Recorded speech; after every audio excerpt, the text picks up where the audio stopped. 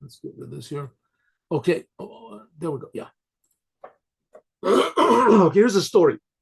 This is like I guess, a Sephardic aphorism. That's what they call it. A saying, a story. Anyway, but it's a good story. It's a good story. The story goes like this, and this is really very relevant to our times. There was a big king.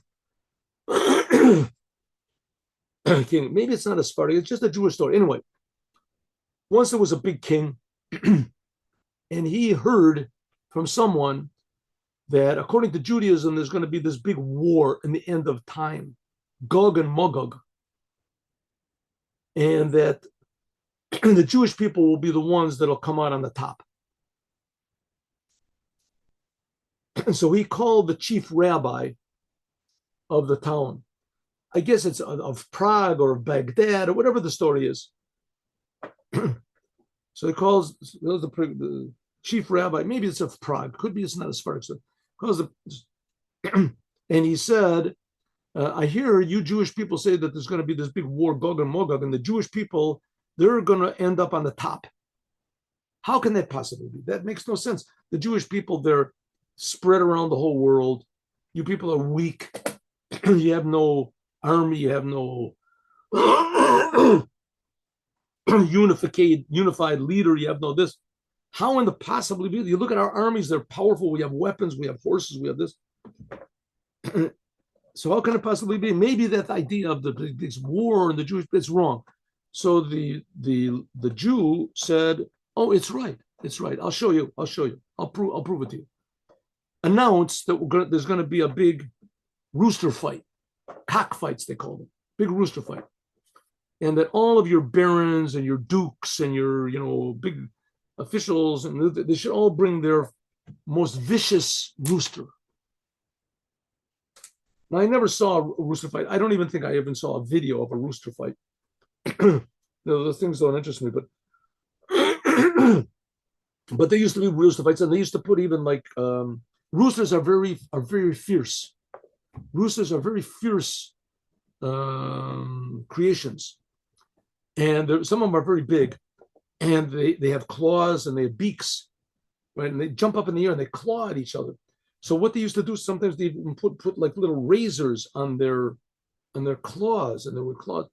In any case, whatever it is, they get a big kick out of this rooster fights, cockfights. They would bet on them. So he said, let's make a huge, massive rooster fight. And you tell your dukes and barons and officials, whatever, they bring their favorite rooster, and I'll bring my rooster, representing the Jewish people. And it's going to be in 2 weeks' time. That should be enough time to get everybody to get together. So good. So he built the king built like a little stadium, or he already had a stadium with people around. And sure enough, in 2 weeks' time, or whatever time there was a lot allocated time. So there they were. The stands were packed. They're packed. There was like 10,000 people packed in the stands, and in the middle there was this big sort of open arena, and there were like 200 boxes, big boxes that were arranged in a big circle, and on the periphery of this big arena, and each box was closed, and there was a door that rose up, and the doors were all attached to like a big sort of a lever, a rope. You would pull the rope in the middle, and all the doors would open up. So all of these dukes and barons and whatever it is, the officials, they all brought their roosters, massive, huge, awesome, scary roosters, right? They had to cover their heads and their nose over so they wouldn't claw each other. And they brought them, and their legs were like tied. And each rooster laid like 30 pounds, whatever, 50 pounds. Each one put his rooster in his little thing. Each rooster had a little sort of the coat of arms of his baron or his duke or his whatever it is. And then the Jew comes up with his rooster. What's a little rooster, a chicken, a little rooster, a chicken. And with it, he says, well, where's the sign that you have? I don't have to have a sign. I don't have to have a sign. Mine is the only one without a sign. Not only that, it looks different than all the others, and everyone's laughing at the Jew. Jew. So he says, okay, where's my box? He puts it in his box. And the trumpets blare. And the king of, so he's got a royal seat. He's sitting up watching this whole thing. And he says, by his majesty's order, there will not be a rooster fight with the 200 dukes and barons and officials and etc. And the winner will receive a $100,000 prize. Yay, everybody's clapping. All right, ready. 1, 2, open the boxes. The boxes, open the boxes, and there's like a few seconds of total silence. All the roosters are looking at each other, and suddenly they all like jump out, claws, furs cracking and screaming and cackling, and there's blood all over the place. It's spraying on the crowd, and the heads are flying, and legs and wings, and this and that. And the whole thing is going, the crowd loves it. They're just clapping at this. And there's feathers all huge, like a cloud of feathers all over the place. And feathers.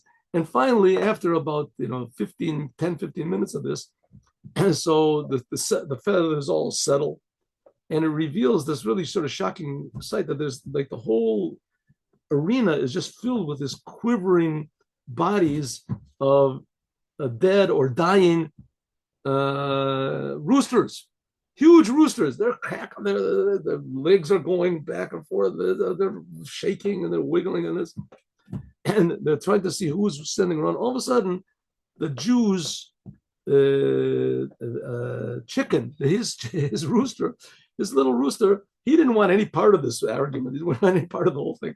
It comes out, from behind and pecks like an eye over here. And so that says, "See, Your Majesty, that's how it's going to be. All the nations in the world war against each other, and the Jews, they don't want to have any part of this, this whole business, and they'll be the ones that'll." Okay, that's one explanation of how it's going to happen. The war of it doesn't have to happen in a negative, terrible way like that. God willing, it won't.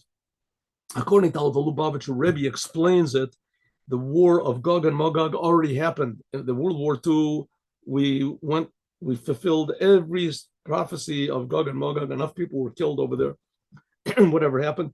And there's, however it's going to be, it could be that everybody will just, like it says in the prophet Jeremiah, everyone will just see the truth. Everyone will just worship the God who's creating them right now. That's the God of Israel that cares about every detail, the one that gave the Torah. And they'll all drop all of their religions at one time and realize that, okay, we made mistakes. No punishment for making a mistake. And the whole world will be filled with the oneness of God. As we say every day in the Aleinu prayer, Yifnu elecha kol rishei oretz, all the evil people will turn to you, God, and Hashem will have the rulership. The Jewish people will come back to the land of Israel, and there'll be peace, prosperity, happiness, and blessing in the whole world. Have a good day with Mashiach now. Thank you for coming, and see you tomorrow, 8 o'clock in the morning.